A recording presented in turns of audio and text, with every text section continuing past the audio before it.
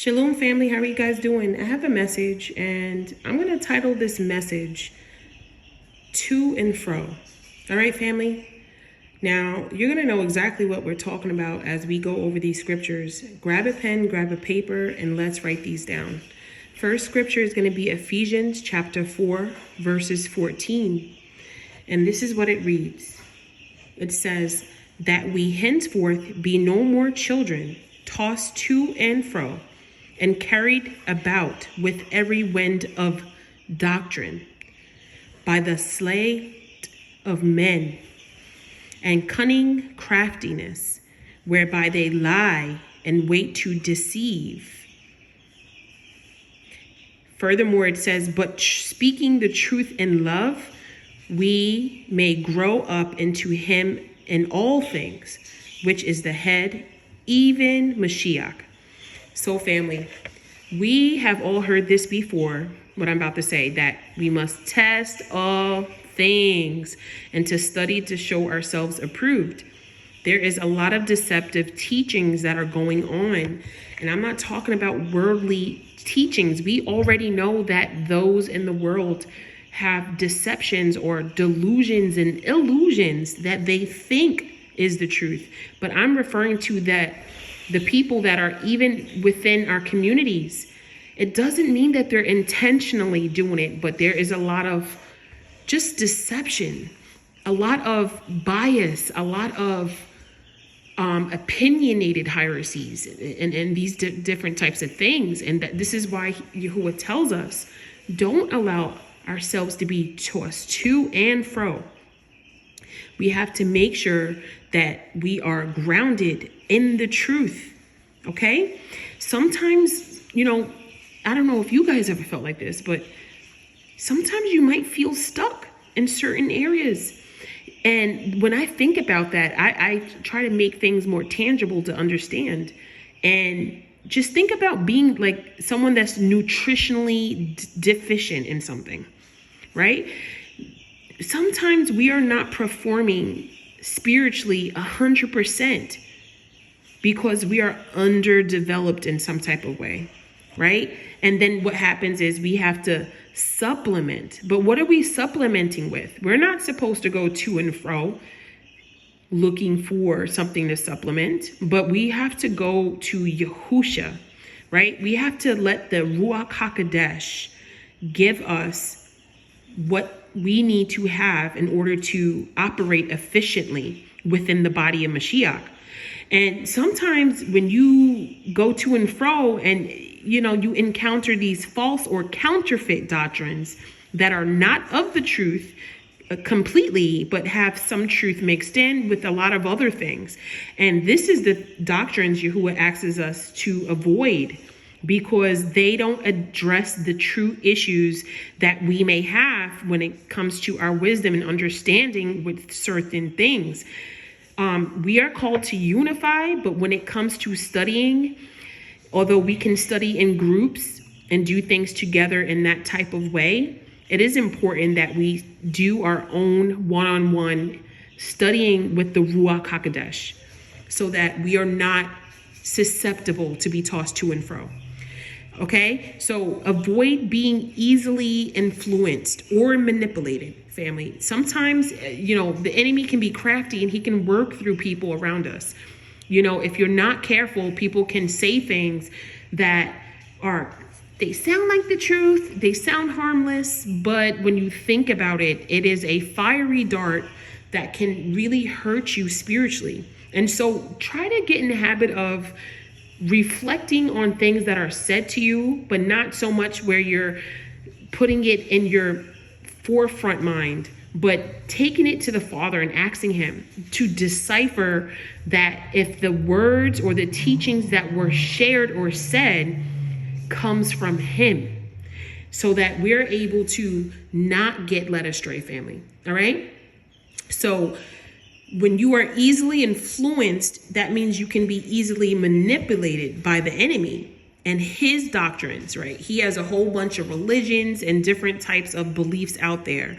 But we know that we believe in one truth who came in the flesh. Yahusha is the only begotten son who came in the flesh, and he is the truth. And when you stand firm on that faith and on that truth, then nothing can move you to and fro, family. The truth is something that does not change. And this is why when it comes to science, although science was one of my favorite subjects, it is also something that you don't use concerning your faith, because family, science can change. The things I learned about when I was in school are very much different than what I'm homeschooling my son based on the curriculum that the state requires me to teach. And when we think about the truth, we know that the truth is unchanging. We know Yahuwah is the same yesterday, today, and forever. We also know that there is no shadow or variance when it comes to him, because he doesn't change. And so just because we may go deeper with our understanding and teaching doesn't mean that the understanding changes as we go deeper. No, that's something Hashatan allows to happen when you follow him. But when we follow Yahuwah, nothing changes. We just get more clarity and more understanding. And that ends up being stillness and peace of our minds and of our souls, family. This is why sometimes you just don't feel like something hit right.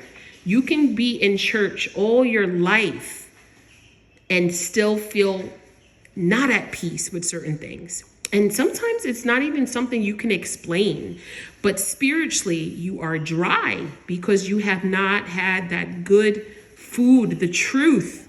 And so we are seeking to be spiritually still, right? We are seeking to rest in Yahuwah, to be at peace with our understanding and with our faith. When you crave too much all at once, also know that you can end up feeling discontent. The same as if you eat too much food in real life and then you end up having a stomach ache. And sometimes you end up even having to take some of that out, whether it's from your mouth or the other way, because nothing is really truly fully being digested the way it should, because you took too much. And so family, pace yourselves. Don't be tossed to and fro, but be patient. And that is a fruit of the Spirit. And to pace yourselves, take your time as you learn new things. We can be very perplexed about things, but we have to make sure that we are just taking it day by day. This is a race to get to the end and to endure this dark world, but he doesn't race us to obtain the knowledge he desires us to have. In fact, it should be something that you enjoy doing so much that you take it nice and slow. Okay, family? So let us keep going. Okay, family, so now we're in the book of James, chapter 1, and we're going to read verse 6 to 8. That is what I wrote down. And it reads, but let him ask in faith, nothing wavering, for he that wavers is like a wave of the sea, driven with the wind and tossed. For let not that man think that he shall receive anything of Yahuwah. A double-minded man is unstable in all his ways. Now, family, that was very much straight to the point. We have to avoid being double-minded. You are either going to be worldly smart, or what some say street smart, and then there's going to be the spiritual wisdom, or the wisdom from the truth. And that is what allows you to have that unwavering faith, because it speaks for itself, family. There is nothing to prove, because we know faith is something that is unseen, okay? But it is something that we hope for. It's something that we desire, okay? Now, people that are doubters, people that have uncertainty, it will create an unstable mind in them, right? Because you cannot be that way and then also walk in Mashiach. That is two totally different things.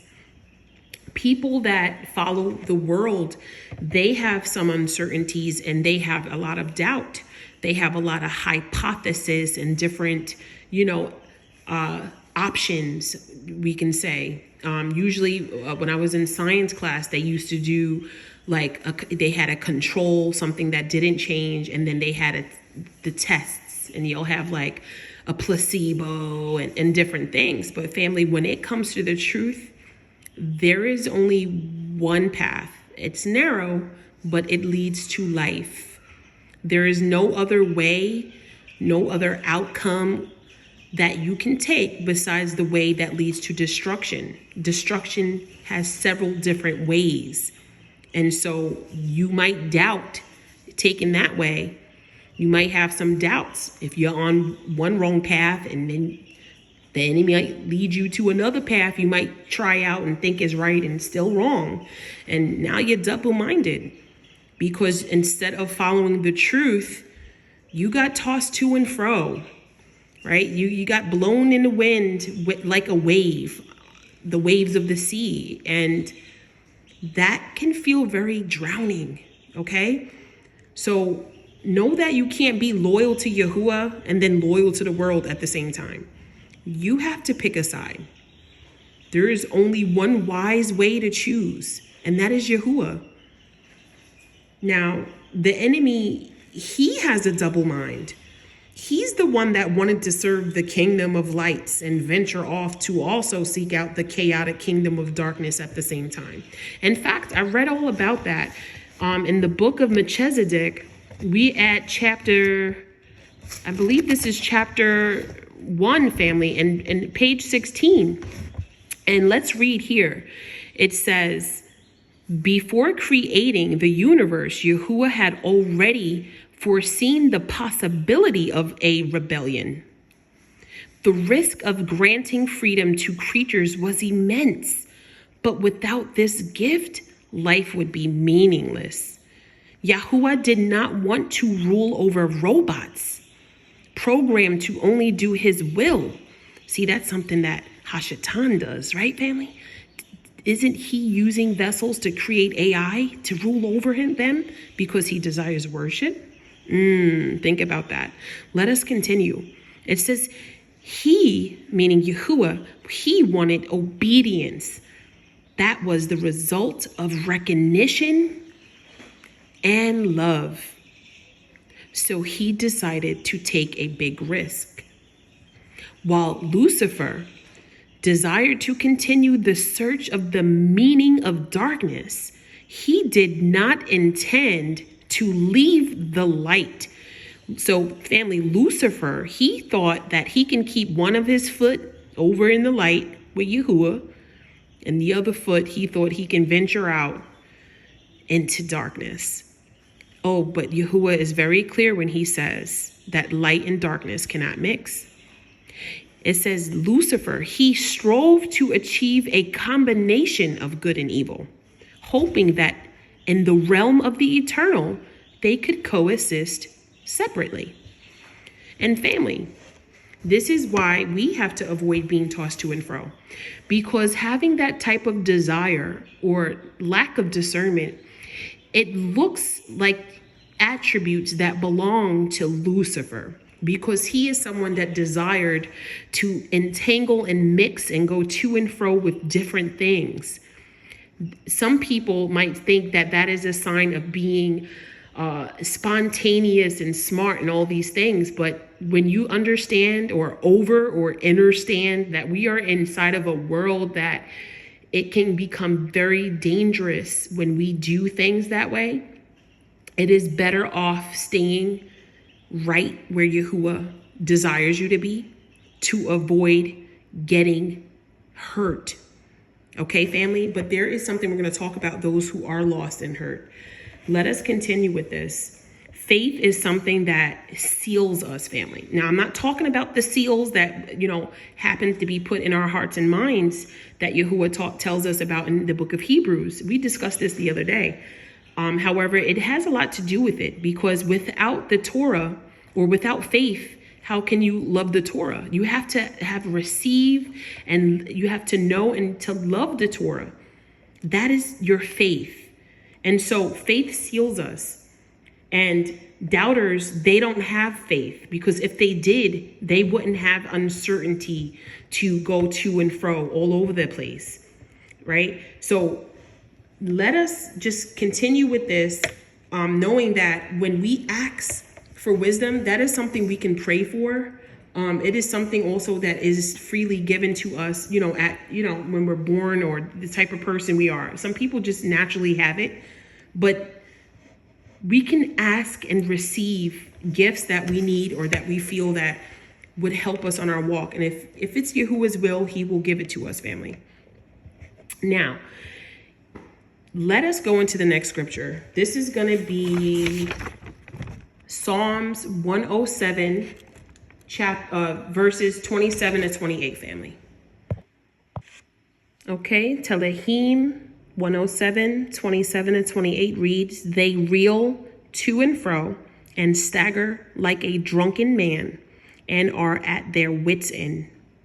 So this is the portion that reminds us when they were on the boat, the Talmudian or the men, they were on the boat, and there was a storm that was coming, and they were being tossed to and fro, right? They faced a challenge. They were in danger. And then it says, "Then they cry unto Akilah-YAH in their trouble, and he brings them out of their distresses." It also reads, "He makes the storm a calm, so that the waves thereof are still." Then it says, "They are glad because they be quiet. So he brings them into their desired haven," right? That safe haven. And so, family, that was such a beautiful, inspirational scripture, because I just finished telling us that when we are firmly in the truth, we have this sense of peace. But know that when you are stuck, when you do feel like maybe you did get tossed to and fro, no one's perfect. I mean, we all have been places we shouldn't have been. Even when we are challenged, though, or met with these hardships and these obstacles, we still must keep our faith. And you know that you have it when you are calling and crying out to Yahuwah, and not calling out to your mom, calling out to your dad, calling out to your friend. You are calling and crying out to Yahuwah. And that is what he desires right now, family, is for us to cry out. I believe the Hebrew word for cry out, there's two terms I have here. One is shua. And that's probably why some people say Yahshua, because that ending is to cry out. And there's also one I wrote down, Sa'ak, if I'm saying that right, Sa'ak. And Sa'ak, this is to cry out when we're in distress, family. So there's people that say that I don't have no fear. I'm going to be ready. I'm going to be ready when things go bad. They may vocalize their bravery and their unwavering faith until they are met up close in person with that exact challenge that they did not expect to happen. And so, family, this is a reminder to just stay humble and to let that pride go. I can't tell you how many times I felt like I would be ready for something to happen, only for it to actually happen. And not that I was afraid in that sense, but it's still hard. You still feel vulnerable because of the fact that you're human. So even when it comes to Abraham and, the other ones that were used, I mean, there's times you'll weep. There's times you'll fall faint. There's times you'll plead your way out of something.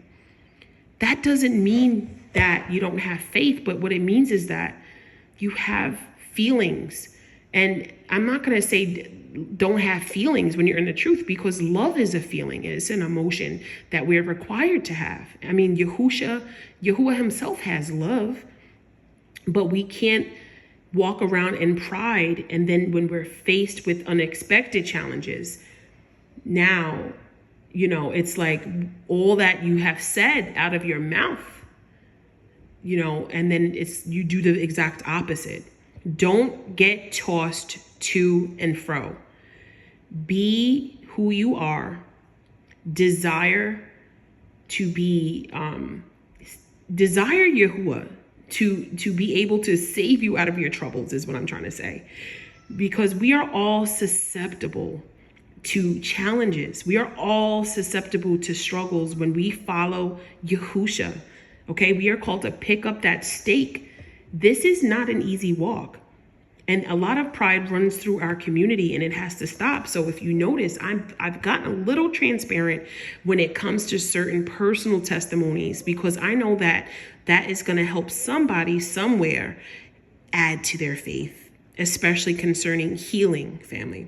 And so Yahuwah desires his servants who are wise to know that they should be wise enough to trust in him, but also to be able to plead with him.